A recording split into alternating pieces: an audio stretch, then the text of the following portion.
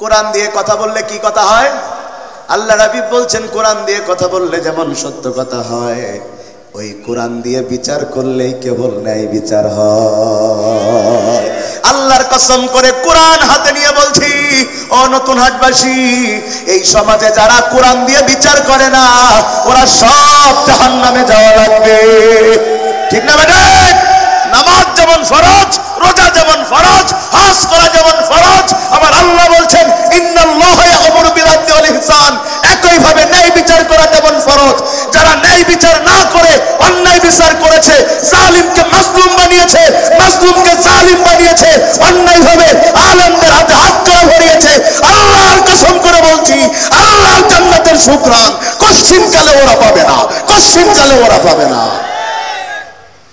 Oman হাকামা, মৃত্যু ভালো হোক খারাপ হোক জীবনেও মরবেন না কারা কারা? একটু হাত তুলে দেখান।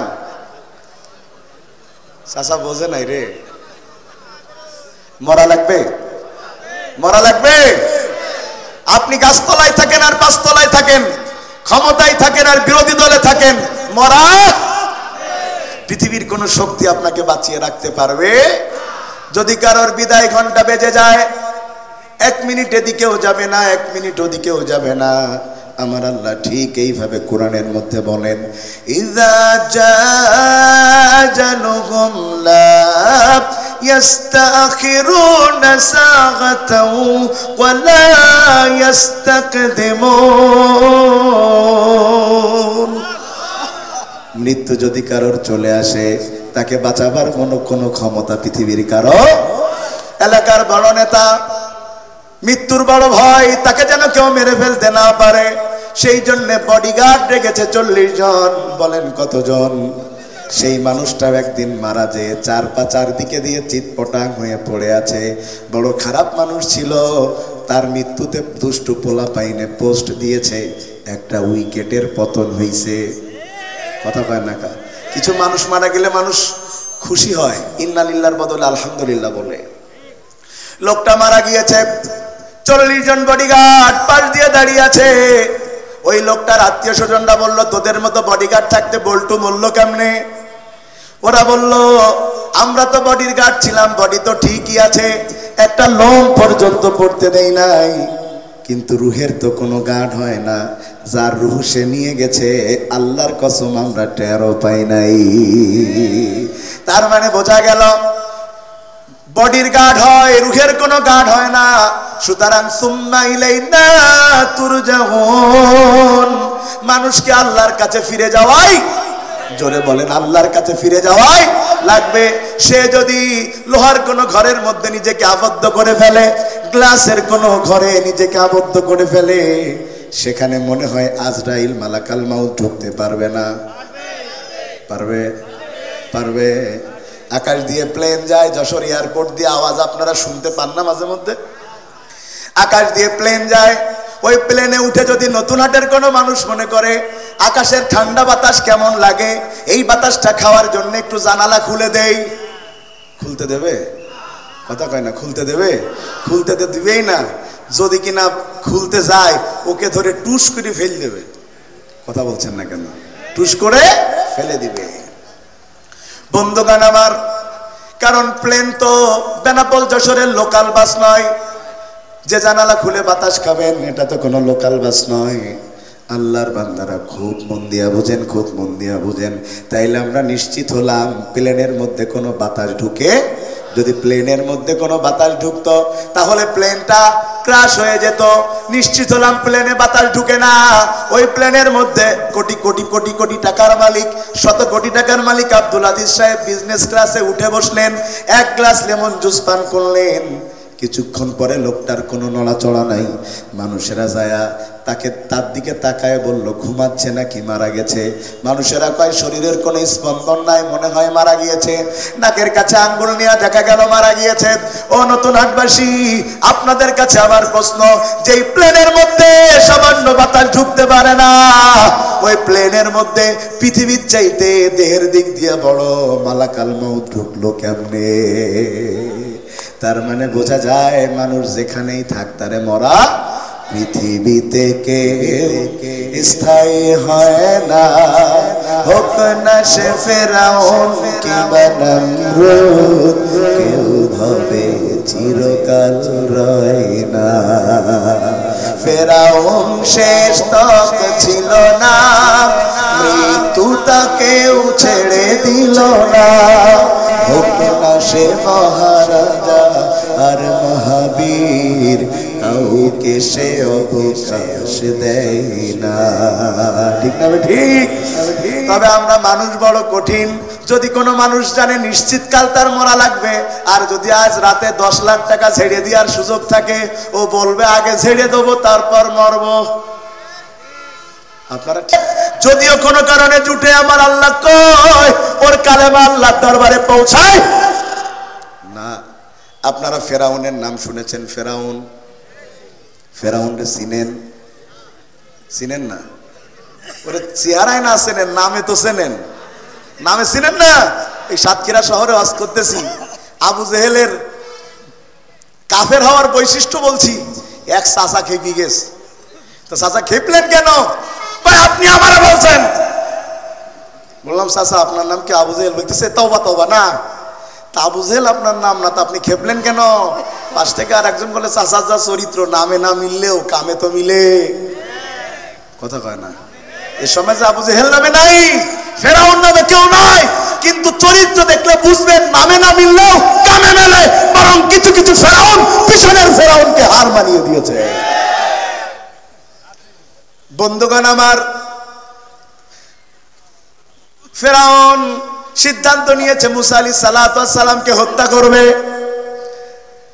কাফেররা একটা সিদ্ধান্ত দুনিয়াতে নেয়, আর আমার আল্লাহ একটা সিদ্ধান্ত নেই। বলেন তো কার সিদ্ধান্ত জমিনে বাস্তবায়ন হয়? আমার আল্লাহ বলেন আমাকারু আমাকারাল্লাহ আল্লাহু খায়রুল মাকিরিন।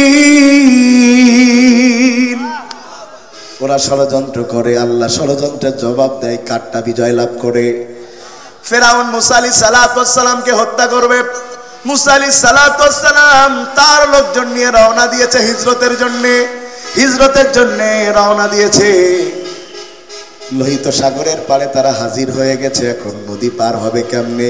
এদিকে তারা জানতে পেরেছে ফেরাউন তাদেরকে ধরার জন্য পিছনে ধাওয়া শুরু করেছে।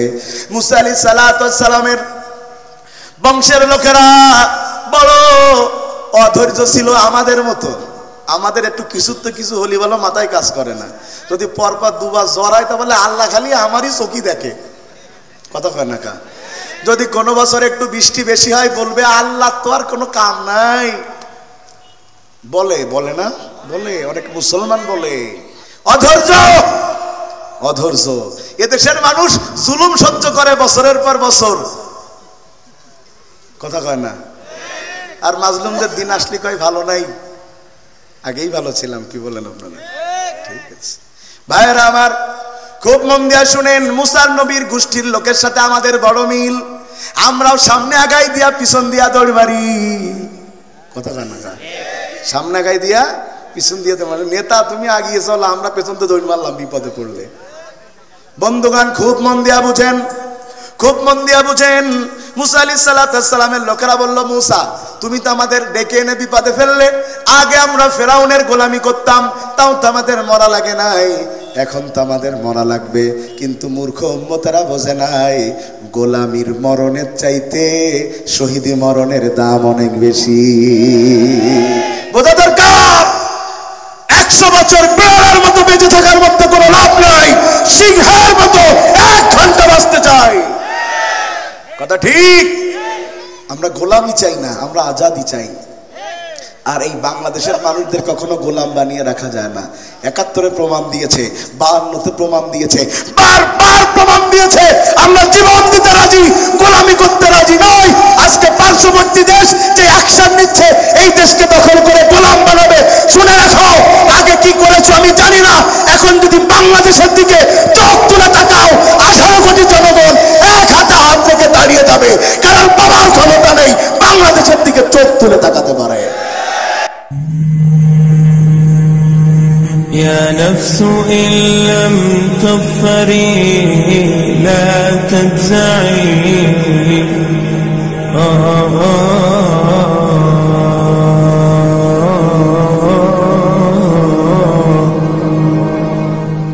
বক্তা যে আয়াত অথবা বিষয়ের উপরে কথা বলবে সেটা ভেঙে ভেঙে জাতিকে বুঝিয়ে দিবে। এই কথা কার বিরুদ্ধে গেল পক্ষে গেল এটা চিন্তা না করে ওই আলোচনায় আমার রব আমার আল্লাহ কতটুকু খুশি হলো। কথা কি ঠিক প্রিয় ভাইয়েরা? তবে তাফসীর শুনতে একটু কষ্ট হয়, আর ওয়াজ শুনতে কষ্ট হয় না। কাহিনী অনেকটা ভিটামিনের মতো, খাইতেও মজা লাগে, শরীর স্বাস্থ্য সুন্দর দেখায়, কিন্তু রোগ সারে না। রোগ সারে অ্যান্টিবায়োটিকে। তাফসীর হলো অ্যান্টিবায়োটিকের মতো। বান্দার মধ্যে মুনাফিকের যেই রোগ আছে, বান্দার মধ্যে কুফুরির যেই রোগ আছে, বান্দার মধ্যে বিদআতের যেই রোগ আছে, বান্দার মধ্যে ইসলাম আলেম উলামার বিরোধিতার যেই রোগ আছে, যদি এই রোগকে দূর করতে হয় তাহলে তাফসীর নামক অ্যান্টিবায়োটিকের কোনো বিকল্প নাই। আর আমার আল্লাহ তো নিজেই ১,৫০০ বছর আগে বক্তারা কিভাবে কথা বলবে তার রুলস রেজুলেশন আল্লাহ করে দিয়েছেন। এখন তো কমিটি আমাদেরকে শিখায় দেয় কি বলবেন কি বলবেন না, কিন্তু ১,৫০০ বছর আগে আমার আল্লাহ সব বক্তাদেরকে শিখিয়ে দিয়েছেন কিভাবে কথা বলবা। আমার আল্লাহ বলেন ফাযাক্কির বিল কুরআন, বান্দা যদি আলোচনা করতেই হয় আমার কোরআন দিয়ে আলোচনা করবা। কেন আল্লাহর কোরআন দিয়ে আলোচনা করবা? আয়াতের রেফারেন্সে আল্লাহর হাবিব বলেন মান ক্বালা বিহি সাদাকা। কারণ এই পৃথিবীতে যত মানুষ যত কথা বলুক না কেন, কোনো কথা পুরোপুরি সত্য হয় না। তবে কোরআন দিয়ে যারা কথা বলে ১০০ তারা সত্য কথা বলে। এই দুনিয়াতে বর্তমান প্রায় ৮০০ কোটি মানুষ। কত কোটি? কিছু মানুষ কথা বলতে জানে না। আমার বেনাপুলের ভাষায় তাদেরকে বলে বোবা। আপনারা কি বলেন? কথা কন না কেন? আপনারা তো আর বোবা না, তাইলে বলেন তাদের কি বলে? বোবা। বোবা মানুষরা কথা বলতে জানে না, আমরা আফসোস করি, কিন্তু তারা বেঁচে যেতে পারে খালি কথার কারণে। যেই গুনাহ থেকে তারা মুক্ত, তারা বেঁচে যেতে পারে। আর আমরা সবচেয়ে বেশি বর্তমান সময়ে গুনাহ করি কথা দিয়ে। কথা বলছেন না কেন? আল্লাহর হাবিব বলছেন কিয়ামতের আগে অধিকাংশ মানুষ সকালে থাকবে ইমানদার, বিকালে বেঈমান, বিকালে ইমানদার, রাতে বেঈমান। যতটা না কর্মের দ্বারা তার চাইতে বেশি হচ্ছে কথার দ্বারা। মানুষ এমন এমন কথা বলবে সে যে বেঈমান হয়ে যাচ্ছে, মানুষ সেটা টেরও পাবে না। আবার আমার আল্লাহ মুমিন হবার যেই বৈশিষ্ট্য দিয়েছেন তার মধ্যে ২ নম্বর বৈশিষ্ট্য আমার আল্লাহ বলেন ওয়াল্লাযীনা হুম আনিল লাগবি মুরিদুন। এই দুনিয়াতে মুমিন হবে তারা অনর্থক বাজে কথাবার্তা থেকে নিজেকে বাঁচায় রাখবে যারা। খুব মন দিয়া বুঝেন আল্লাহর বান্দারা, যারা কথা বলতে জানে না তাদেরকে আমরা বোবা বলি। আবার এই সমাজে কিছু মানুষ আছে যারা কথা বলতে জানে তারপরেও বোবা, কথা বলে না। কারণ তারা শুধু বোবা নয়, রাসূলের ভাষাই হলো তারা বোবা শয়তান।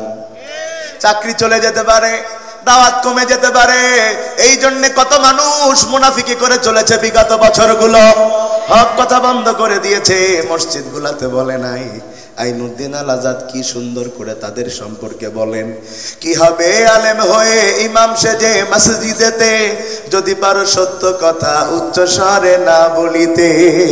কি হবে আলেম হয়ে ইমাম সেজে মসজিদেতে, যদি পারো সত্য কথা উচ্চ স্বরে না বলিতে।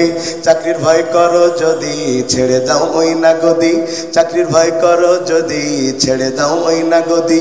কি হবে ধোঁকা দিয়ে আল্লাহকে, কি হবে বেঁচে থেকে অযথা বিদ্যা শিখে, যদি না করতে পারি শোষণবিহীন সমাজটাকে। আল্লাহর হাবিব বলেন যে কোনো দেশের যে ভাষার লোক হোক না কেন, সবাই কি এক ভাষায় কথা বলে নাকি?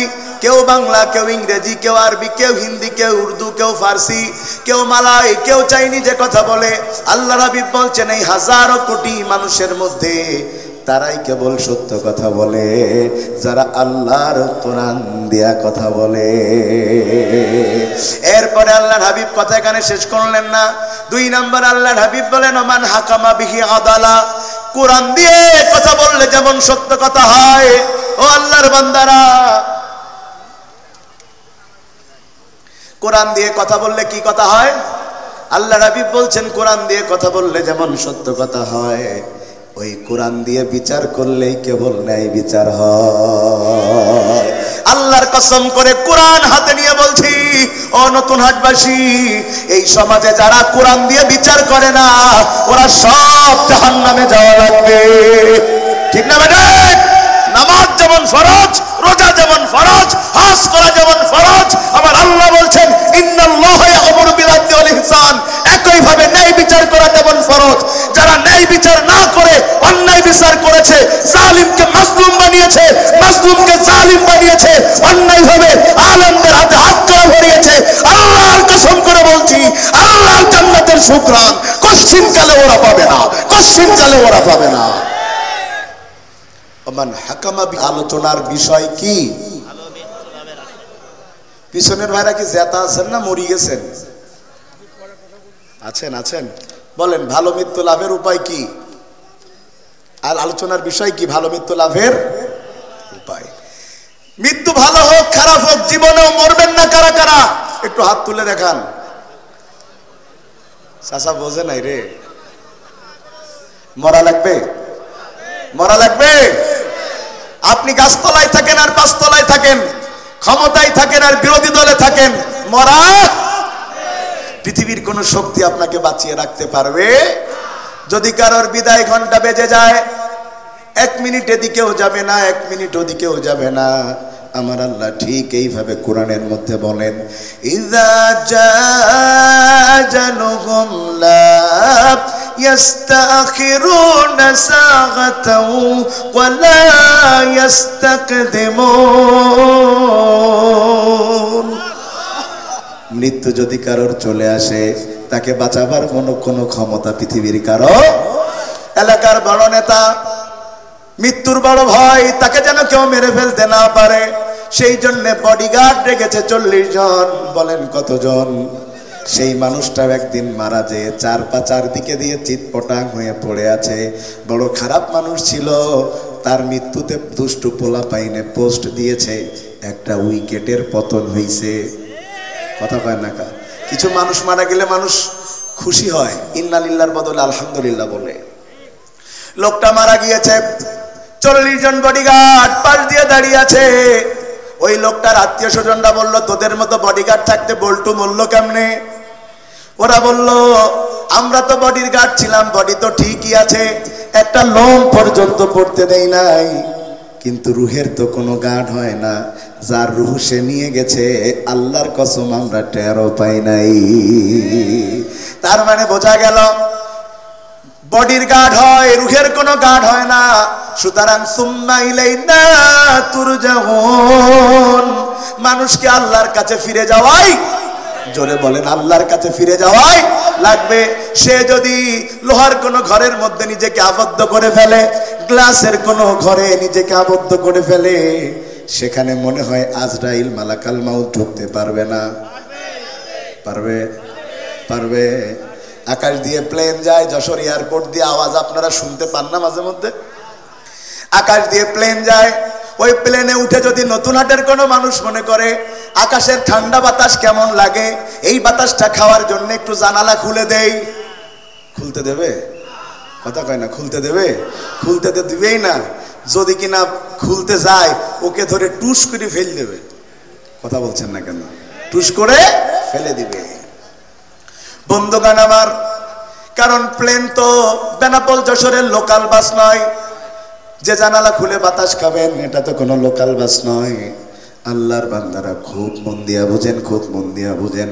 তাইলে আমরা নিশ্চিত হলাম প্লেনের মধ্যে কোনো বাতাস ঢুকে, যদি প্লেনের মধ্যে কোনো বাতাস ঢুকতো তাহলে প্লেনটা ক্র্যাশ হয়ে যেত।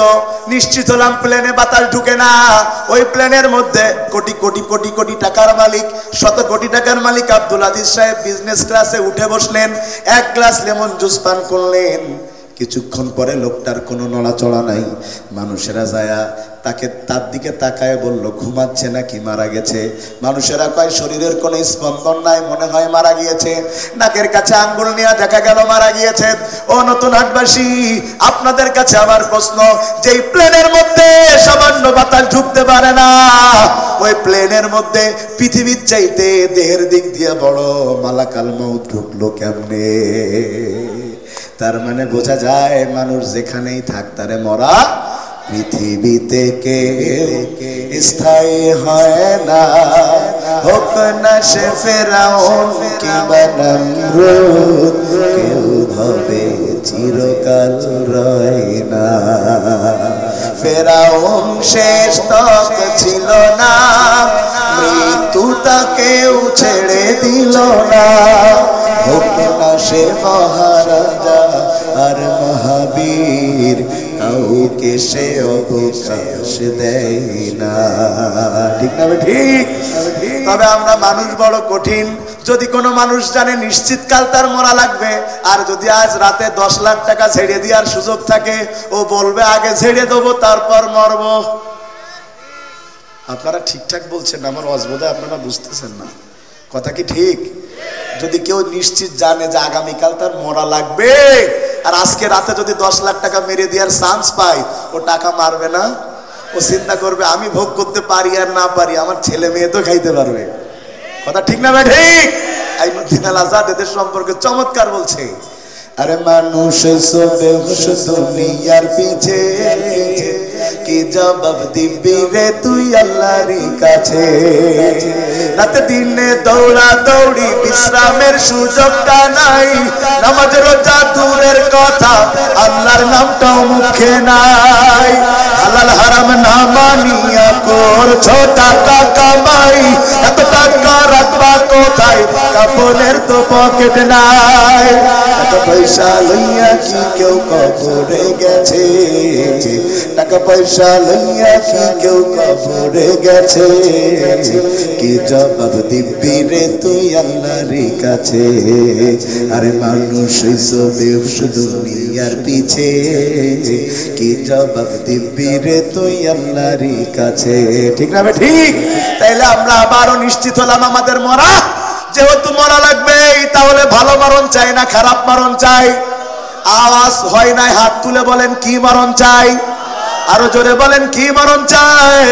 এই সমাজে কিছু মানুষ ভালো মরণ পেয়ে মরে যায়। ওরা যখন ভালো মৃত্যু পেয়ে মারা যায়, মানুষ তাদের জন্য কাঁদতে থাকে, মানুষ তাদের জন্য তাহাজ্জুদ পড়ে দোয়া করে, মানুষ তাদের জন্য রোজা রাখে, মানুষ তাদের জানাজায় যাওয়ার জন্য জেল খাটতে রাজি, কিন্তু জানাজা ছাড়তে রাজি না, যেমন আল্লামা সাঈদী। কথা ঠিক না বে ঠিক? এত বিপদ জানার পরেও মানুষ জানাজায় গিয়েছে, কারণ ছিল আল্লামা সাঈদী ভালো ছিল। আবার এই সমাজে কিছু, এটাকে আবার রাজনীতি মনে হলো কারোর? যদি এই কথা কারোর রাজনীতি মনে হয়, তো আপনার বিবেকে কুত্তায় প্রস্রাব করে দিয়েছে। শুনে নেন এ ভাই, শুনেন। আবার এই সমাজে কিছু মানুষ আছে কুত্তার চাইতে খারাপ। মানুষ কুত্তা মারা গেলে কষ্ট পায়, এই কুত্তামুখী মানুষগুলো মারা গেলে কষ্ট পায় না। দেখতে মনে হয় 2 পায়ের মানুষ, কিন্তু চরিত্র 4 পায়ের জানোয়ারের চাইতে খারাপ। আমার আল্লাহ বলেন, ওয়ালাকাদ জারা'না লি জাহান্নামা কাসীরাম মিনাল জিন্নি ওয়াল ইনস লাহুম কুলুবুন লা ইয়াফকাহুনা বিহা ওয়া লাহুম আ'ইউনুন লা ইউবসিরুনা বিহা ওয়া লাহুম আযানুন লা ইয়াসমাউনা বিহা উলাইকা কাল আনআম বাল হুম আদাল। এই সমাজে কিছু মানুষ আছে, ওদের চোখ আছে দেখে না, অন্তর আছে উপলব্ধি করে না, তার মানে ওরা কানা না। ওদের যে দিল কলিজা নাই তা না, ওদের দিল কলিজাও আছে, ওদের চোখও আছে, ওদের কানও আছে, কিন্তু এইগুলো দলের কাছে, নেতার কাছে বন্ধক রয়েছে। এরা হককে হক বলার সাহস পায় না, মিথ্যারে মিথ্যা বলার সাহস পায় না, কারণ এরা আল্লাহর কাছে বিক্রি না হয়ে দুনিয়ার গাঞ্জাখোর মদখোর নেতার কাছে বিক্রি হয়েছে। আল্লাহ বলেন, উলাইকা কাল আনআম, ওরা 4 পায়ে জানোয়ার। কথা কয় না কেন? বালহুমাদাল, বরং কিছু কিছু মানুষ কুত্তার চাইতে খারাপ। যদি ওরে কুত্তা বলা হয়, তাইলে আসল কুত্তারে অপমান করা হবে। তাইলে আবার আওয়াজ দিয়ে বলেন, ভালো মরণ চাই না খারাপ মরণ চাই? এ আল্লাহর বান্দারা, এই দুনিয়াতে সবচাইতে সেরা মানুষ, যার চাইতে সেরা মানুষ আর কখনো হবে না। তিনি পৃথিবী থেকে যত মানুষ দুনিয়াতে এখন পর্যন্ত এসেছে, শুরু থেকে যত মানুষ আসবে সব মানুষের মধ্যে সেরা মানুষ তিনি হচ্ছেন মুহাম্মাদুর রাসূলুল্লাহ সাল্লাল্লাহু আলাইহি ওয়াসাল্লাম। জোরে কন্না সুবহানাল্লাহ। যার সম্পর্কে হযরত আয়েশা বলছেন আনতা রাজুলুন গুফিরা লাহু মিন জামবিহি তাকাদ্দামা ওয়া তাআখার। ও নবী, আপনি তো সেই ব্যক্তি যার আগেও কোনো গুনাহ নাই, পরেও কোনো গুনাহ করার সুযোগ। আপনি হলেন মাসুম, আপনার চাইতে ভালো মানুষ আর কেউ নাই। এই নবী শুধু জান্নাতে যাবে তাই না, আপনাকে আমাকে আল্লাহর অর্ডারে সুপারিশ করে জান্নাতে নিয়ে যাবে। সেই নবী পর্যন্ত প্রতিদিন সকাল সন্ধ্যা দোয়া করতেন, আল্লাহুম্মা ইন্নী আসআলুকা হুসনাল খাতিমা, আল্লাহুম্মা ইন্নী আসআলুকা হুসনাল খাতিমা। ও আল্লাহ, তুমি আমারে ভালো মরণ দাও, ও আল্লাহ তুমি আমারে ভালো মরণ দাও। তাইলে নবী, বিশ্ব নবী যিনি মাসুম, তিনি যদি ভালো মরণ চাই, ও যশোরবাসী তোমার আমার ভালো মরণের দরকার আছে না না? তাইলে আবার আওয়াজ দিয়ে বলেন, ভালো মরণ চাই কি চাই না? এবার ভালো মরণ লাভের উপায় 5টা। জোরে বলেন কয়টা? আওয়াজ হয় নাই, আকাশের দিকে 5টা আঙ্গুল তুলে নাড়া মারেন, বলেন ভালো মৃত্যু লাভের উপায় কয়টা? আরো জোরে, জোর হলো না? আজকে আমরা এই 5টা শুনবো যে ভালো মৃত্যু লাভের উপায় 5টা। কিছু সময় দিবেন তো ইনশাআল্লাহ শোনার জন্য। এবার বলেন 1 নাম্বার, বলেন বলেন বলেন বলেন বলেন ভালো মৃত্যু লাভের উপায় 1 নাম্বার। কয় নাম্বার? وعن معاذ بن جبل رضي الله تعالى عنه قال قال رسول الله صلى الله عليه وسلم من كان آخر كلامه لا إله إلا الله دخل الجنة। আমি প্রতিটা কথা দলিল দিয়ে বলছি, কথা কি বোঝা যাচ্ছে তো? ইনশাআল্লাহ আমাদের কথা দলিলের ভিত্তিতে হওয়াই উচিত। আল্লাহ রাসূলের জলিল কদর সাহাবী, নাম তার মুআয ইবনে জাবাল। তিনি বলেন, আল্লাহর হাবিব বলেছেন, যদি কোনো মানুষ মৃত্যুর সময় একটাবার বলতে পারে লা ইলাহা ইল্লাল্লাহ, ওই মানুষটা ভালো মরণ পেয়ে আমার আল্লাহর জান্নাতে চলে যাবে। এবার সুবহানাল্লাহ জোরে বলেছে, কারণ এত অল্প আমলে যদি জান্নাত পাওয়া যায়, কথা কয় না? মরার সময় আমার এলাকায় বলে কুইতে কুইতে। আপনারা কি বলেন? কথা কয় না কা? কি বলেন? যে খাইতে পাইতেছে না, জোর করে খাচ্ছে কুইতে কুইতে। কথা ঠিক? পায়খানা হচ্ছে না, জোর করে কোত মারে। কি বলেন আপনারা? আছে না কোষ্ঠকাঠিন্য রোগ অনেকের আছে না, কোত মারে। ভাইরা আমার, অনেকে মনে করছেন জীবনে আকাম কুকাম, চোর বাটপারি রাহাজানি টেন্ডারবাজি চাঁদাবাজি মানুষ খুন গুম হত্যা ধর্ষণ যা ইচ্ছা করব, আর হুজুরের হাদিস অনুযায়ী মরার সময় একটা বার বলবো লা ইলাহা ইল্লাল্লাহ, সোজা আল্লাহর জান্নাতে চলে যাব। সাতক্ষীরার ভাষায় বলে দেই, অতরা গুড় আইছের না। তাইলে হাদিসের ব্যাখ্যা কি? আমার পুরো ওয়াজ বোঝেন আর না বুঝেন, এখন 30 সেকেন্ডে যেই কথা বলবো এটা বুঝলে, আর যদিও কোনো কারণে জুটে আমার আল্লাহ কয় ওর কালেমা আল্লাহর দরবারে পৌঁছায় না। আপনারা ফেরাউনের নাম শুনেছেন? ফেরাউন, ফেরাউনকে চিনেন? চিনেন না? ওরে চেহারায় না চেনেন, নামে তো চেনেন। নামে চিনেন না? এই সাতক্ষীরা শহরে ওয়াজ করতেছি, আবু জেহেলের কাফের হওয়ার বৈশিষ্ট্য বলছি। এক চাচা খেপে গেছে। তো চাচা খেপলেন কেন? আপনি আমারে বলছেন। বললাম, চাচা আপনার নাম কি আবু জেহেল? বলতেছে তওবা তওবা। না, তা আবু জেহেল আপনার নাম না, তো আপনি খেপলেন কেন? পাশ থেকে আর একজন বলে, চাচা যা চরিত্র, নামে না মিললেও কামে তো মিলে। কথা কয় না? এ সময় যে আবু জেহেল নামে নাই, ফেরাউন নামে কেউ নয়, কিন্তু চরিত্র দেখলে বুঝবেন নামে না মিললেও কামে মেলে। বরং কিছু কিছু ফেরাউন পিছনের ফেরাউনকে হার মানিয়ে দিয়েছে। বন্ধুগণ আমার, ফেরাউন সিদ্ধান্ত নিয়েছে মুসা আলাইহিস সালাতু ওয়াস সালামকে হত্যা করবে। কাফেররা একটা সিদ্ধান্ত দুনিয়াতে নেয়, আর আমার আল্লাহ একটা সিদ্ধান্ত নেই। বলেন তো কার সিদ্ধান্ত জমিনে বাস্তবায়ন হয়? আমার আল্লাহ বলেন, আমাকারু আমাকারাল্লাহ আল্লাহু খায়রুল মাকিরিন। ওরা ষড়যন্ত্র করে, আল্লাহ ষড়যন্ত্রের জবাব দেয়, কারটা বিজয় লাভ করে। ফেরাউন মুসা আলাইহিস সালাতু ওয়াস সালামকে হত্যা করবে। মুসা আলাইহিস সালাতু ওয়াস সালাম তার লোকজন নিয়ে রওনা দিয়েছে হিজরতের জন্য রওনা দিয়েছে। লোহিত সাগরের পাড়ে তারা হাজির হয়ে গেছে। এখন নদী পার হবে কেমনে? এদিকে তারা জানতে পেরেছে ফেরাউন তাদেরকে ধরার জন্য পিছনে ধাওয়া শুরু করেছে। মুসা আলাইহিস সালাতু ওয়াস সালামের বংশের লোকেরা বড় অধৈর্য ছিল আমাদের মতো। আমাদের একটু কিছু হলি বলো মাথায় কাজ করে না। যদি পরপর দুবার জ্বর হয় তাহলে আল্লাহ খালি আমারই চোখই দেখে, কথা কয় না কা। যদি কোনো বছর একটু বৃষ্টি বেশি হয় বলবে আল্লাহ তো আর কোনো কাম নাই, বলে না, বলে অনেক মুসলমান বলে। অধৈর্য এদেশের মানুষ জুলুম সহ্য করে বছরের পর বছর,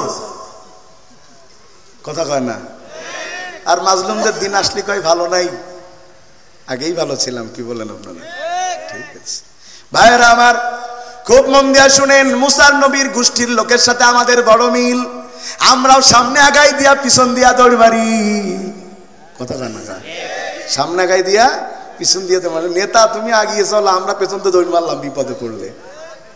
বন্ধুগান খুব মন দিয়া বুঝেন, মুসা আলাইহিস সালাতু ওয়াস সালামের লোকেরা বলল, মুসা তুমি তো আমাদের ডেকে এনে বিপদে ফেললে। আগে আমরা ফেরাউনের গোলামি করতাম, তাও তো আমাদের মরা লাগে নাই, এখন তো আমাদের মরা লাগবে।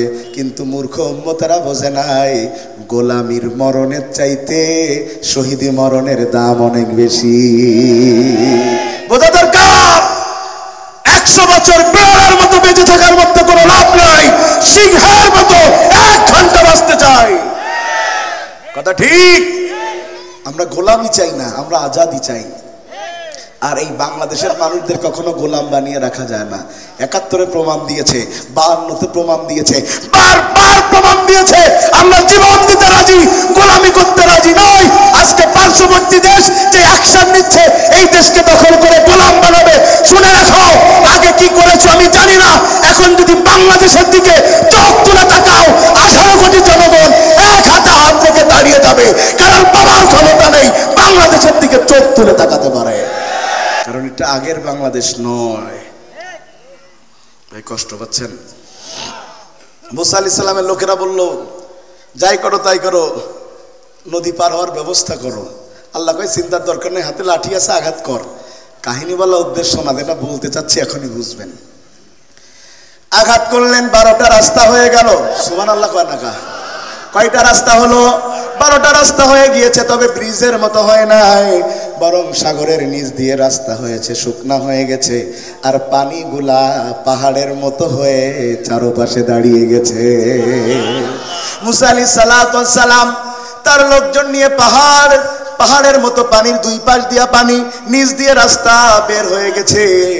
কিছুক্ষণ পরে ফেরাউন সেখানে হাজির। আয়েশা দেখে অটোমেটিক 12টা রাস্তা হয়ে আছে। ফেরাউনের লোকেরা জিজ্ঞাসা করলো, ও খোদা, রাস্তা কি তুমি আগে বানাই রাখছো?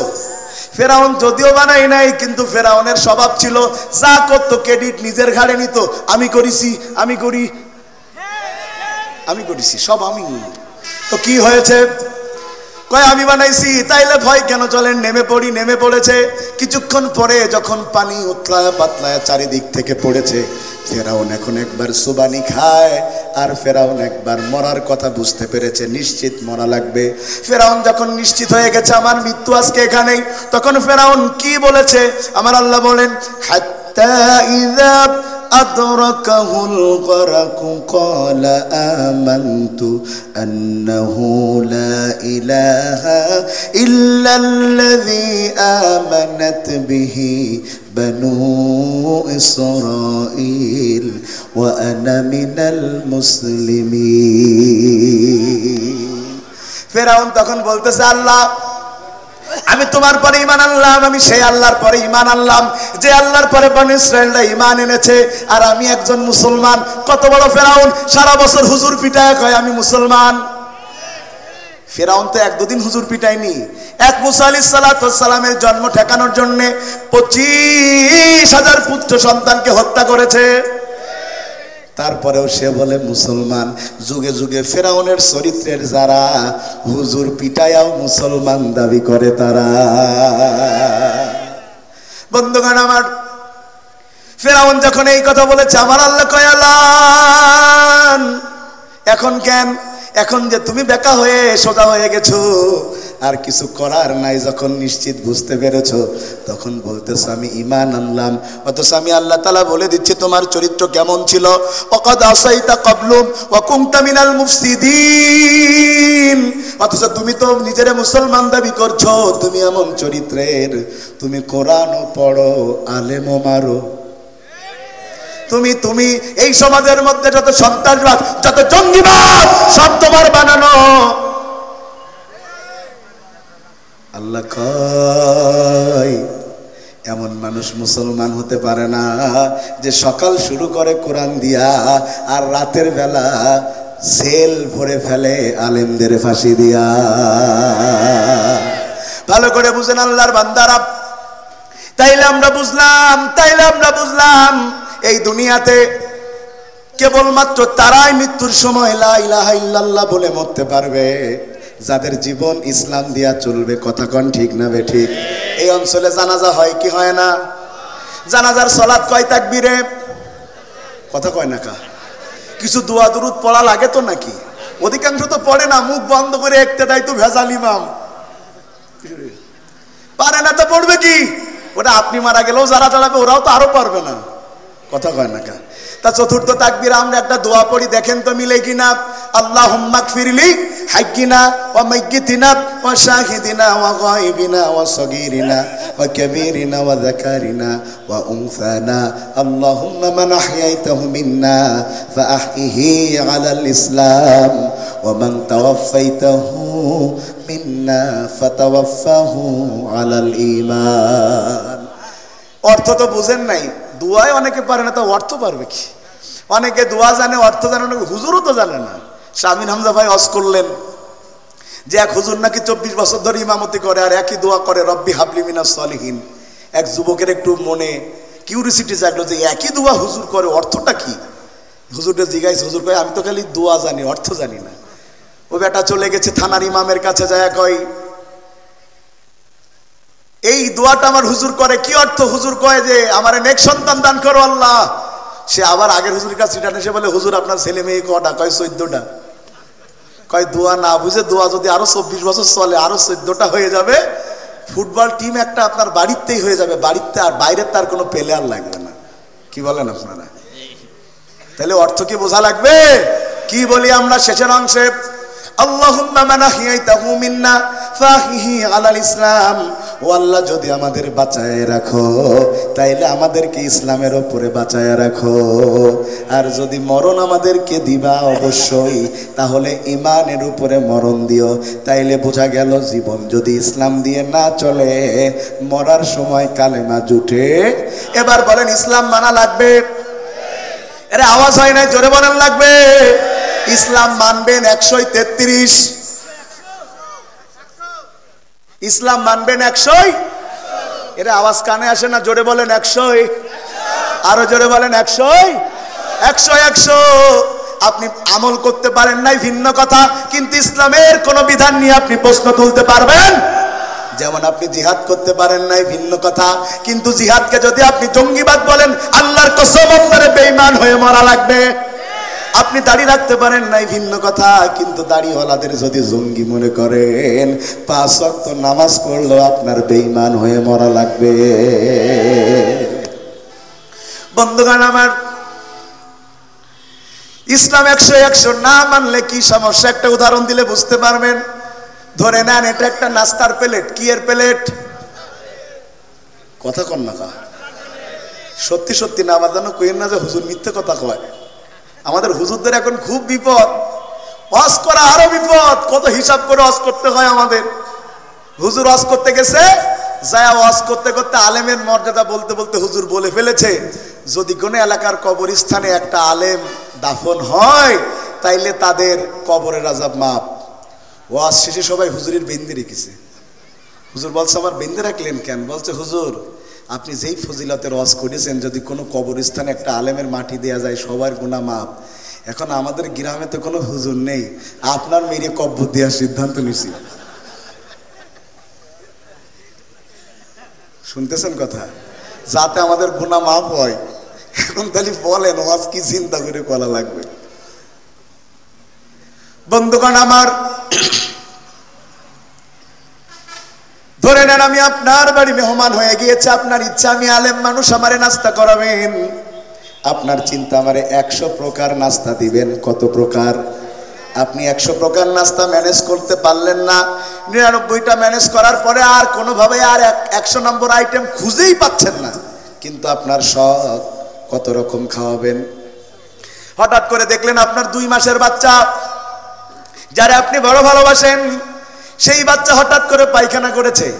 আপনি চিন্তা করলেন আমি আমার ছেলেরে তো কম ভালোবাসি না, কোটি টাকা দিলেও তো ছেলেরে বিক্রি করব, তাইলে আমার ছেলেরও দাম আছে, ছেলের পায়খানারও 100 টাকা পায়খানা নিয়ে 100 নম্বর জায়গায় বসাই দিছে। আমি যাওয়ার পরে কই হুজুর আহলান সাহলান মারহাবান, আসেন আসেন হুজুর নাস্তা খান। আমি নাস্তার দিকে তাকায়া দেখি ওই কর্নারে একটু পায়খানা, আমি আর ছুঁয়ে দেখি না।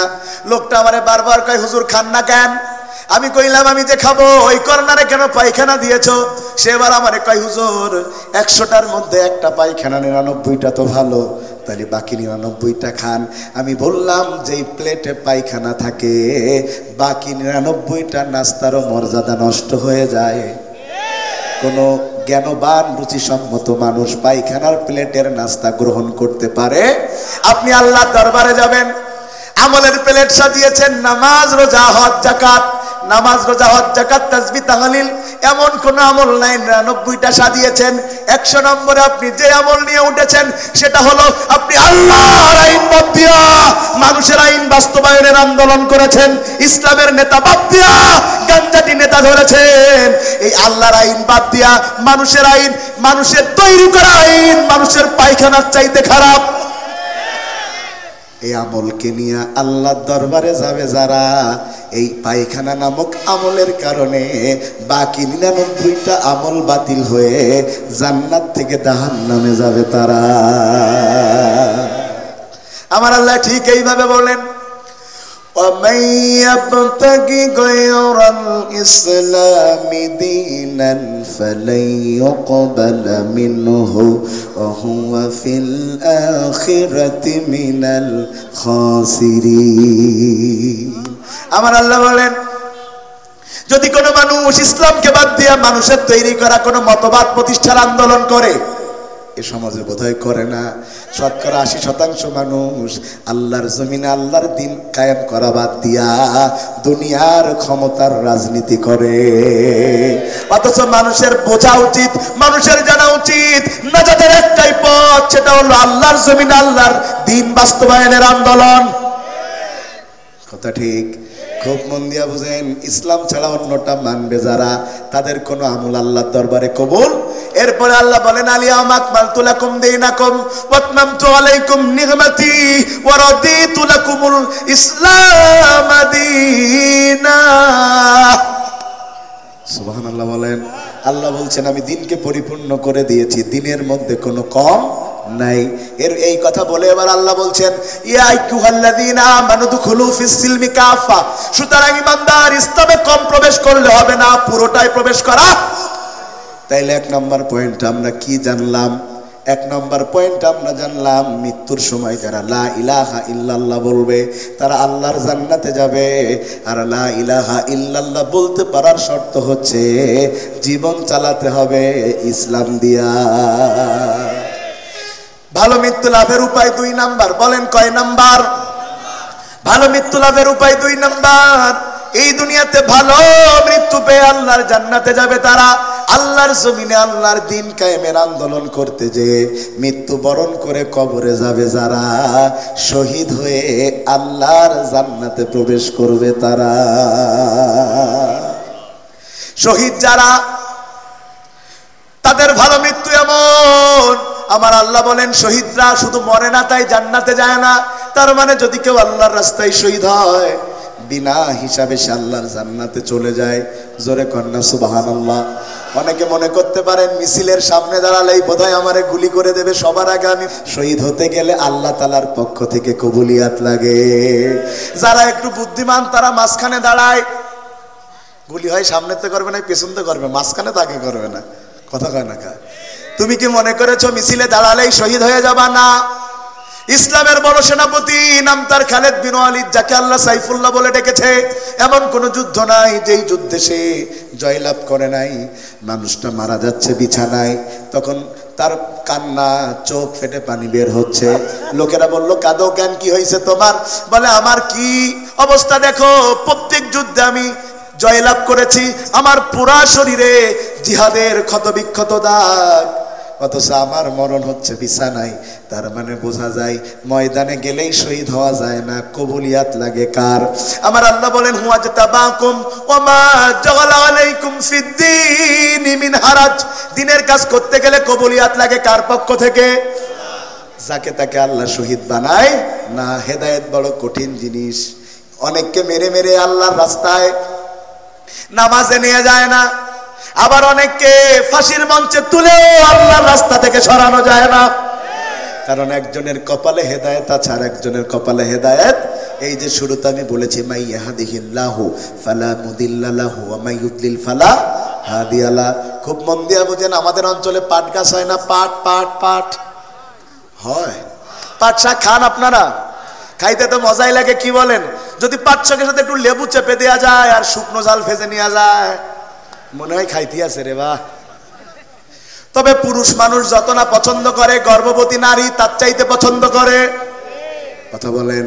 গর্ভবতী নারী তার বাড়ির ছোট বাচ্চাটাকে পাঠিয়েছে, যাও একটু মাঠ থেকে আমার জন্য পাট শাক আনো। এখন বাচ্চা তো বুঝে না কেমন শাক রান্না করতে হয়। ও বাজার মাঠের মধ্যে যায় বড় বড় পাকা পাকা দেখে পাতা নিয়েছে। পাট শাক কি পাকা পাতা দিয়ে খায়? আরো যে সমস্ত বড় পাতা নিয়েছে, পোকা লেগে ফুটো হয়ে গে, ফুটো বুঝেন তো, ফুটো হয়ে গেছে। আমাদের দেশে দুইটা জিনিস বেশি ফুটো পাওয়া যায়, একটা পাতা আর একটা হলো টাকা। তো পাতা নাই, ফুটো করলো পোকায়, টাকা ফুটো করলো কারা? ওই ব্যানসন গোল্ডিপ খায় আর কথা কয় না, টাকা ফুটো হয়ে গেছে। এই টাকা এখন ভ্যানালা রিক্সাওয়ালা কেউ নেয় না, ওরা না পেরে সেই টাকা ফিসাবিলিল্লাহ বলে মসজিদ দান করে দেয়। ফুটো টাকা, ফুটো বছর শেষে এতটা ফুটো টাকা জমা হয়ে বলছে আল্লাহর, বলছে যে টাকা কেউ নেয় না, হুজুররা নেয় আল্লাহর নামে। আল্লাহ। বন্ধুগণ আমার, একটা পাট শাক খেতে গেলে যদি পোকা লাগা পাতা কেন মানুষ না নেয়? আল্লাহ হাজার কোটি মানুষের মধ্য থেকে শহীদ বানাবে, কোন পোকা লাগা মুনাফিককে আল্লাহ শহীদ বানায় না। আল্লাহ শহীদ বানায় তাদের ইমানের পরীক্ষা দেওয়ার সামর্থ্য আছে যাদের। 2 নম্বরে আমার আল্লাহ বলছেন, যারা শহীদ হয় তারা মরে না। সুবহানাল্লাহ বলবেন না? তাহলে মরে না তো তারা কি বেঁচে আছে নাকি? আমাদের দেশের মরা মানুষেরও তো অনেক ক্ষমতা নাই? এদেশের মরা মানুষের অনেক ক্ষমতা। পীর সাহেবদের তো আছেই, আমাদেরও আছে। 12 সালে মরে গেছে। 22 সালের বোমা মামলার আসামি, 22 সালে বোমা মারার আসামি 12 সালে মরি গে, মানে কবরতে বোম মেরি।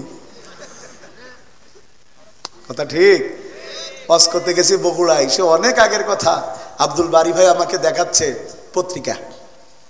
পত্রিকার হেডলাইন, 40 জন মরা মানুষ 400 কেজি চাল কাঁচা খেয়ে ফেলে।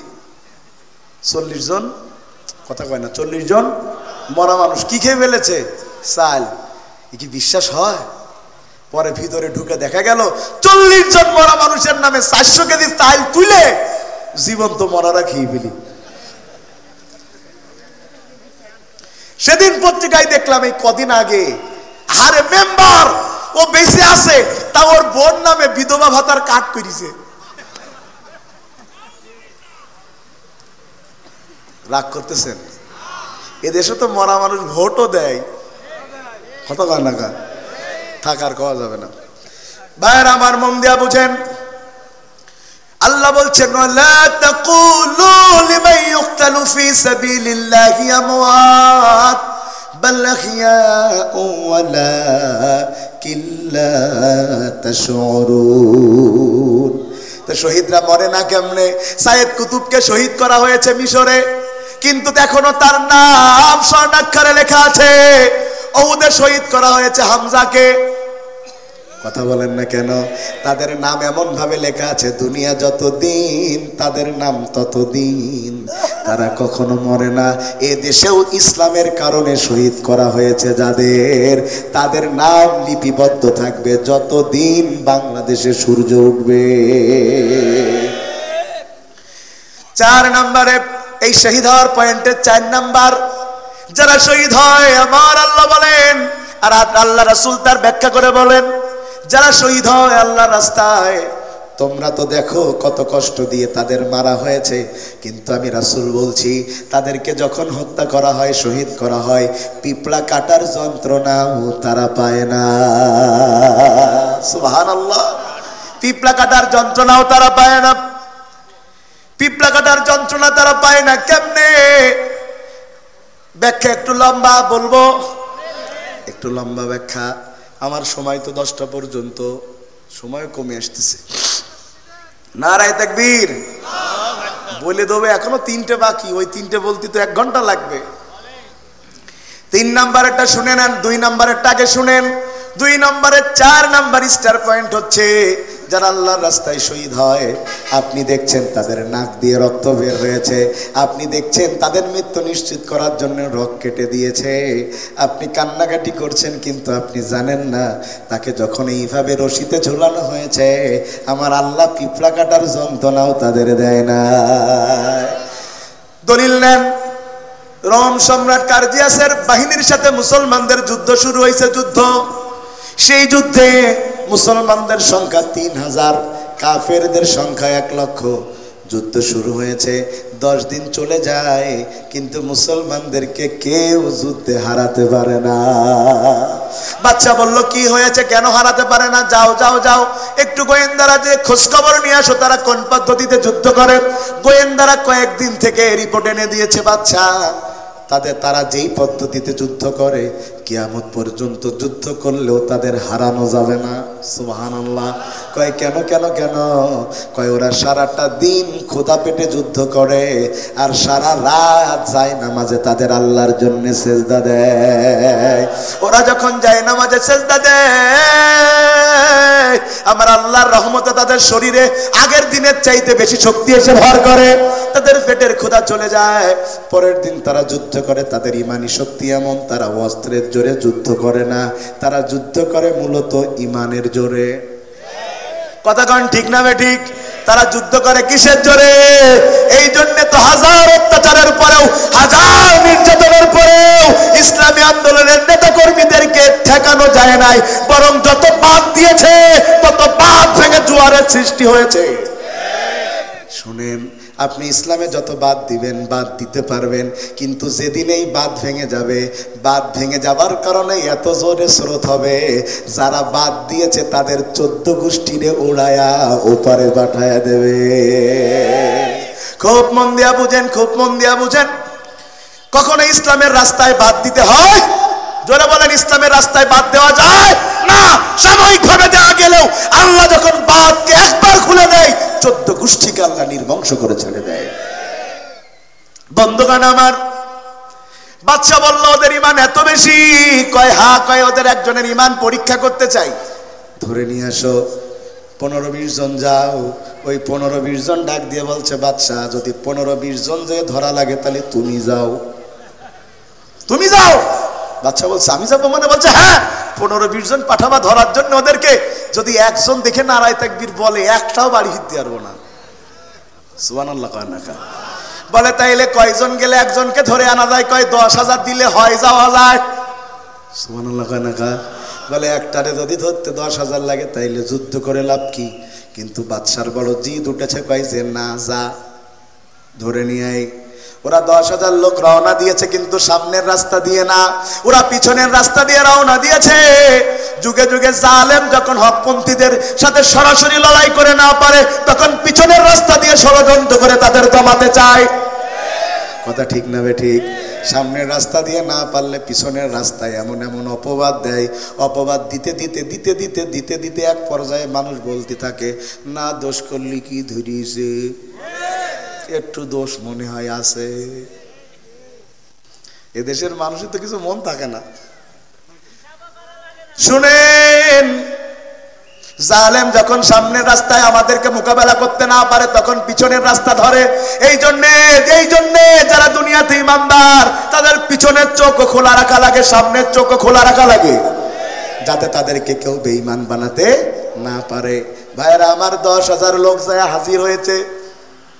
জঙ্গলের পাশে একটা ক্যাম্প আছে, ওই ক্যাম্পে 301 জন আছে। একজন কমান্ডার, 300 জন তার আন্ডারে। যিনি কমান্ডার তার নাম আব্দুল্লাহ বিন হুযাইফা। যখন এরা পৌঁছায়ছে ঠিক ওই সময় মাগরিবের আজান হচ্ছে। জোরে কন্যা সুবহানাল্লাহ।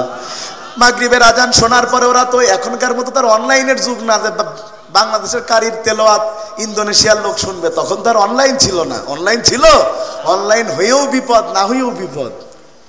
ভাইরা আমার, আজান শেষ হয়ে গেছে, ইকামত হয়ে গেছে, এবার সালাত শুরু হয়েছে। 300 জন মানুষ 3টা লাইনে দাঁড়ায় গেছে। জোরে কন্যা সুবহানাল্লাহ। এত সোজা হয়ে গেছে লাইন, কোনো বেকাচোরা নাই। এত সোজা হয়ে গেছে লাইন, কোনো বেকাচোরা নাই। এবার ইমাম সাহেব দাঁড়িয়েছেন, আব্দুল্লাহ বিন হুযাইফা ইমামের জায়গায়। এর আগে তো রোমের কোনো মানুষ কোরআন তেলাওয়াত শোনে? সে এবার নামাজের মধ্যে দাঁড়ায় তেলাওয়াত শুরু করেছে। আপনারাও পড়েন, আলহামদুলিল্লাহি রাব্বিল আলামিন আর রহমানির রহিম মালিকি ইয়াউমিদ্দিন ইয়্যাকা না'বুদু ওয়া ইয়্যাকা নাস্তাঈন ইহদিনাস সিরাতাল মুস্তাকিম সিরাতাল্লাযীনা আন'আমতা আলাইহিম গায়রিল মাগদুবি আলাইহিম ওয়ালাদ-দাল্লিন। তেলাওয়াত শোনার পরে ওরা পাগলের মতো হয়ে গেছে। কি শুনলাম। আসলে কোরআনের মজা কোনোদিন ফুরায়? 70 বছর ধরে মুরব্বি নামাজ পড়ে একই। কিছুদিন আগে একটা গানের জোয়ারে সারা পৃথিবী ভেসে গেছে। বাংলা ভাষাভাষীরা এক লাইন বললেই মনে পড়বে। গান শোনানোর ইচ্ছা না, খালি বোঝাচ্ছি। যেখানে সেখানে যেতাম, আমার কাছে নাই গো বুবু কাঁচা বাদাম। আমি এক লাইন গান শোনালাম ইচ্ছা করে, কেন বোঝালাম যে এই গানটা যে একসময় সারা জায়গায় বেজেছে, তাকে আপনাদের মনে আছে? এখন আর নামই নাই, শেষ। কিন্তু সূরা ফাতিহা 1500 বছর ধরে তেলাওয়াত হচ্ছে, এ কখনো শেষ হবার নয়। সুবহানাল্লাহ। 50 বছর ধরে তাফসীর করে একজন বক্তা, 40 বছর ধরে করে একজন বক্তা, 30 বছর ধরে করছে একজন বক্তা। তার তাফসীর চলেই যাচ্ছে। কেন? সব কিছু পুরাতন হয়, কোরআন পুরাতন হয় না। আমি যেই আয়াতের উপরে, যেই তাফসীরের পরে কথা বলছি, যে এই বিষয়ে আর একজন কথা বলে আর একটা বিষয়ে অ্যাডজাস্ট করে আলাদা মজা পাওয়া যাবে। ঠিক কিনা বলেন বন্ধুগণ আমার? আমরা তাইলে আলোচনা করছিলাম ভালো মৃত্যু লাভের উপায় কয়টা? 5টা। 1 নাম্বার বলেছি মৃত্যুর সময় লা ইলাহা ইল্লাল্লাহ, জীবন চালাতে হবে ইসলাম দিয়ে। 2 নাম্বার বলছি শাহাদাতের মর্যাদা। শাহাদাতের মর্যাদার একটা পয়েন্ট বলতেছি, যারা মৃত্যুর সময়, যারা শাহাদাতে মৃত্যু পায় তাদের কোনো কষ্ট দেওয়া হয়, সেটার দলিল আপনাদেরকে দিচ্ছি। বন্ধুগণ আমার, 2 রাকাত সালাত হয়ে গেছে, মাগরিবের সালাত 2 রাকাত তেলাওয়াত জোরে, 1 রাকাত তেলাওয়াত যখন আস্তে করতে শুরু করেছে, কাফেররা মনে করতেছে আমরা যে আসলাম, মনে হয় ওরা টের পাইছে, এই জন্য আস্তে আস্তে আলাপ করতেছে আমাদের কেমনে ধরবে। পালানোর চিন্তা কর, কেমনে ধরতে পারে বলা তো যাও না। কিন্তু ওরা তো সেটা জানে না। তেলাওয়াত শেষ হলো, নামাজ শেষ হলো, 300 জন মানুষ ক্যাম্পে চলে গেল। একজন বসে আছে নামাজের জায়গায়, তার কাছে জায়গায়, হুজুর আপনি যেটা পড়ছিলেন সেটা আমাদের একটু শেখাতে হবে। হুজুর মানুষ তো শেখাতে রাজি হবেই। হুজুর মানুষ বলতে ঠিক আছে শেখাবো। কোথায় যেতে হবে? কই জঙ্গলের ওই পাশে আমাদের বউ বাচ্চা আছে, সেখানে যে শেখাতে হবে। আব্দুল্লাহ বিন হুযাইফা রওনা দিয়েছে। তিনি তো জানে না যে তাকে সিস্টেম করে গ্রেফতার করা হচ্ছে। আব্দুল্লাহ বিন হুযাইফা জঙ্গলের মধ্যে দিয়ে ঢুকে হেঁটে হেঁটে যায়, আর প্রত্যেক গাছের পিছন দিক দিয়ে একজন থেকে বের হয়ে যায়। যখন জঙ্গল থেকে বের হয়েছে, তিনি সামনে 10,000 কাফের সৈনিক পিছনে, কিন্তু মনে হয় 10,000 বিড়ালের মধ্যে একটাই মাত্র বাঘ সামনে হেঁটে হেঁটে যাচ্ছে। বাচ্চার কাছাকাছি পৌঁছিয়েছে। পৌঁছানোর পরে বাচ্চা ডাক দিয়া কয় তোমার নাম কি? কয় আব্দুল্লাহ। তোমার বাবার নাম কি? কয় হুযাইফা। ডাক দিয়ে বলে, আব্দুল্লাহ তুমি যে ওমরের বাহিনীতে সৈনিকের কাজ করতেছো, কমান্ডারের কাজ করতেছো, তোমার বেতন দেয় কত? আব্দুল্লাহ বিন হুযায়ফা ডাক দিয়ে কয়, আমারে কি বেতন দিবে? আমরা যারা ইসলামী আন্দোলন করি আমাদের পকেট থেকে টাকা দেওয়া লাগে, আমাদেরকে উল্টা কোনো বেতন দেয়া হয় না। বাচ্চা মনে করলে হয়তো বা টাকার লোভ দেখালে কাজ হয়ে যেতে পারে। বাচ্চা বলে, তুমি যদি আমার দলে নাম লেখাও তোমাকে একটা অংশের কমান্ডার করে দেব, 10,000 টাকা স্বর্ণ মুদ্রা তোমারে মাসে বেতন দেব। তাও তিনি রাজি হন না। শেষমেশ বলেছে, আমার সুন্দরী মেয়েটাকে তোমার সাথে বিয়ে দেব। তারপরে ও রাজি হয় না। বাদশা বলল, রাজি হও না কেন? ও বলছে, গোটা দুনিয়া আমার নামে লিখে দিলেও আমাকে ঈমান থেকে 1 মিনিটের জন্য সরাতে পারবা না। বন্ধুগণ আমার, বাদশা বলল, তোর ঈমান এত সত্য, দাঁড়া 2 নম্বরে তোর আর একটা পরীক্ষা করে দেখব। ঘরের মধ্যে আব্দুল্লাহ বিন হুযায়ফাকে ঢুকিয়ে দেওয়া হয়েছে। আর একজন মহিলা, ওই এলাকার সবচেয়ে সুন্দরী নারী রোমের, তার দায়িত্ব দেয়া হয়েছে ঘরের মধ্যে ঢুকে যেভাবে হোক আব্দুল্লাহর ঈমান নষ্ট করতে হবে। নারীটা ঘরের মধ্যে ঢুকেছে, সারা রাত ঘরে থেকে বের হয়েছে। বাচ্চা ডাক দিয়ে বলেছে, ও নারী, তুমি কি তার ঈমান নষ্ট করতে বেরোছো নাকি? সে ডাক দিয়ে বলে, বাচ্চা কার ঘরে আমারে ঢুকাইছো? সে মানুষ নাকি পাথর আমি টের পাই নাই। আমাকে দেখার পরে সেই যে সেজদায় গিয়েছে, একবারের জন্যও সে সেজদা থেকে মাথা তোলে নাই। আমি উলঙ্গ হয়েছি, কাপড় খুলে ফেলে তাকে জড়িয়ে ধরেছি, তারপরেও সে আমার দিকে তাকায় না। আল্লাহু আকবার। আর আমরা একটা নারী যদি রাস্তা দিয়ে যেতে দেখি, একেবারে 6 বছরের ছোড়া থেকে 60 বছরের বুড়ো, কথা কয় না, তাকায় থাকে। ও চাচা 60 বছর বয়স, তাকাও কেলা? চাচা কয়, বয়স শরীরের হয়েছে কিন্তু মনের তো হয়নি। আর যুবক পোলাপান তো এইভাবে দেখে। কি বলেন আপনারা? ঘরে মেয়ে ঢুকি ঈমানের পরীক্ষা নিবেন? অত পরীক্ষা নেওয়া লাগবে না। খালি ফেসবুকে একটা ছেলে মেয়ে সেজে একটা ফ্রেন্ড রিকোয়েস্ট আপনার বন্ধুর কাছে পাঠাই, দেখেন কত বড় আল্লাহর ওলি। মকসেদ অ্যাঞ্জেল জরিনা নামে আইডি খুলে বল্টুর কাছে পাঠাইছে। বল্টু তো মনে করেছে সত্যি মনে হয় মেয়ে লোক। 3 মাস ধরে কথা খায়, কথা কয়, যা চাই তাই দেয়। 3 মাস পরে জোরই করতেছে দেখা করাই লাগবে। এখন মকসেদ তো জানে দেখা করলেই ধরা খাওয়া লাগবে। শেষমেশ বলে ফেলিস, তুমি আমার আশার করি না। কেন? কয়, আমি আসলে মেয়ে না, আমি ছেলে। ওই যে বল্টু সিগারেট ধরল, কথা কয় না, আর সিগারেট ছাড়া গেল না, সেকা খেয়েই বেকা হয়ে গেছে। কথা কি ঠিক? একটা আইডিয়া আসলে তাই মাথায় কাজ করে না। আর ঈমানের পরীক্ষা তো বহু দূর। আমাদের ঈমান যতদিন না বাড়বে, যুবকরা যতদিন ঈমানের দায়িত্ব নিয়ে দেশ পরিচালনার দায়িত্ব না নিবে, এ দেশ সংস্কার হওয়া সম্ভব নয়। আজকে দেশ সংস্কারের কথা সবাই বলছে, শোনেন, কোন রাজনৈতিক কথা নয়। আজকে সবাই বলে দেশ সংস্কারের কথা। আল্লাহর কসম, আল্লাহর কোরআন ছাড়া পৃথিবীর শ্রেষ্ঠ শাসকও দেশ কিয়ামত পর্যন্ত সংস্কার করতে পারবে না। সংস্কারের একটাই পদ্ধতি, সেটা হচ্ছে আল কোরআনের পথ। আমি একটা কথা স্পষ্ট করে বলি, দল ক্ষমতায় যাবে, কে আসবে কে যাবে এটা আলেমদের দেখার বিষয় নয়। আমাদের দাবি, যারাই যাবে তাদের কোরআন দিয়ে দেশ চালানো লাগবে। এটা আমাদের দাবি। হয়ে গেল, কোরআন দিয়ে চালালেই হয়ে গেল। কারণ কোরআনের পক্ষে যারা, আমরা সবাই তাদের পক্ষে। রাগ করলেন? প্রিয় ভাইরা,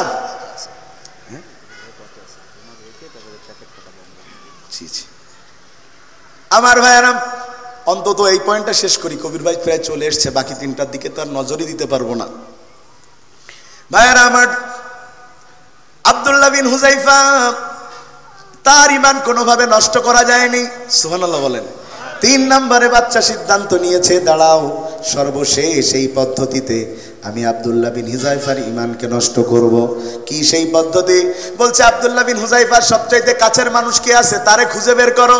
অনেক সময় আপনি আমারে মারবেন কিন্তু আমার ঈমান নষ্ট করতে পারবেন না, কিন্তু আমার সামনে যদি আমার ছোট বাচ্চা ছেলেটাকে মারেন, আমি দুর্বল হয়ে যাব না?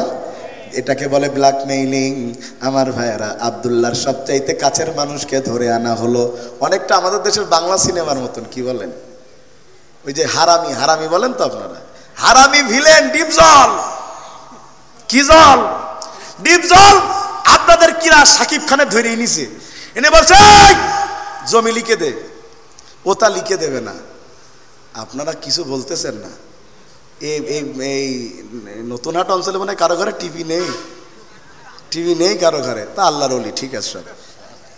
ও ভাই আমার, ও তো মোটে লিখে দিবে না, তখন ভিলেন কি করে, ওই হিরোর বউ অথবা গার্লফ্রেন্ড অথবা মা ধরে আনে, কথা কি ঠিক, ধরে আনে, এনে কি বলে, হয় জমি লিখে দিবি, ফ্যাক্টরি লিখে দিবি, না তোর মা বাপের মেরে ফেলবো।